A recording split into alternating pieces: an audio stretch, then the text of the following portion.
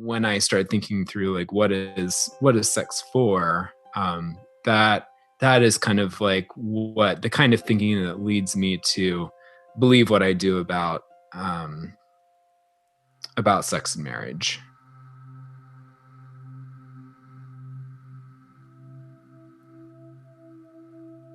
Can I be honest? Sex scares me. Always has. The physical act and vulnerability, the emotional vulnerability, too. To open oneself up to another human like that, nowhere to hide or cover up. Maybe it's hard to believe in this sex-crazed age, but I honestly don't ever want to have sex.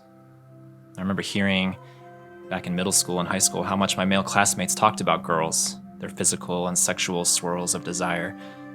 One even flashed me a picture of a naked woman in his wallet one time and said he looked at it often. Or of hearing stories today from my married friends about how hard, if not near impossible, it was for them to wait, if even they did. Or how many bases they ran before they ultimately did have sex. Regarding my classmates from yesteryear, I wonder what was wrong with them. Or looking more inwardly, what's wrong with me? Why don't I want what they want? Sex with a woman, sure, but sex with anyone? Am I missing something? Did God forget to install something in me? Beyond this human duty of procreation or the pursuit of any spikes of pleasure, is there anything deeper that any of us are after when it comes to sex? Or in my case, when it doesn't? Speaker and author Rob Bell has this to say about sex in his book, Sex God. Bell writes, "In the first chapter of Genesis, when God creates the first people, he blesses them. This is significant. God's blessing is the peace of God resting on people. The story begins with humans in right relationship, in healthy, life-giving connection with their maker. All of their other relationships flow from the health of this one central relationship, people and God. They're connected with the earth, with each other. They're naked and feel no shame. And then everything goes south. They choose another way, and they become disconnected. God goes looking for them in the garden, asking, 'Where are you?' The first humans make coverings of fig leaves, and then they're banished from the garden, disconnected from each other, disconnected from the earth. The woman is told that there's going to be conflict between her and the man. The man is told there's going to be conflict between him and the soil. And this is where you and I come in. We were born into a world, into a condition of disconnection.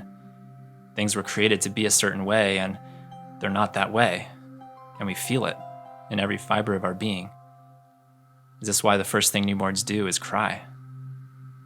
We're severed and cut off and disconnected in 1,000 ways, and we know it, we feel it, we're aware of it every day. It's an ache in our bones that won't go away.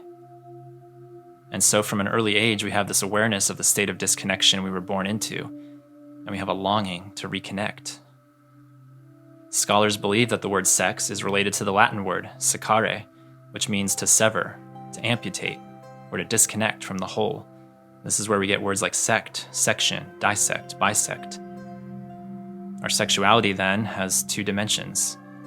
First, our sexuality is our awareness of how profoundly we're severed and cut off and disconnected. Second, our sexuality is all the ways we go about trying to reconnect.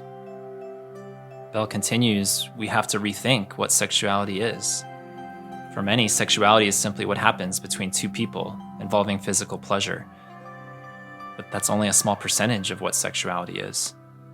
Our sexuality is all of the ways we strive to reconnect with our world, with each other, and with God. A friend of mine, Bell says, has given his life to standing with those who have been forgotten and oppressed the most.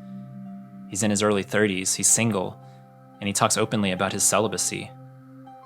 What makes his life so powerful is that he's a very sexual person, but he has focused his sexuality, his energies for connection, on a specific group of people. Some of the most sexual people I know are celibate. They sleep alone.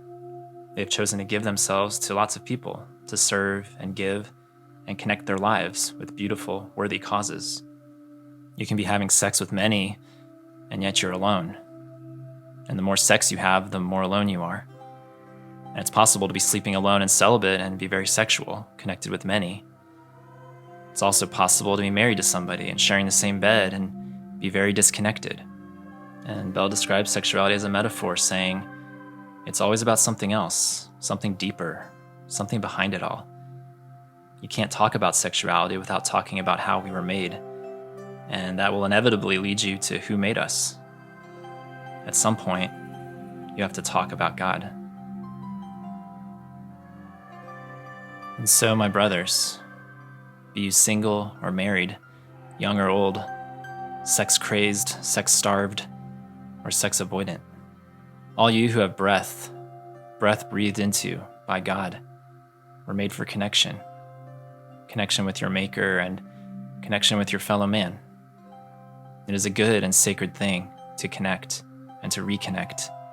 It is what you were made for. So may you step boldly into this purpose today.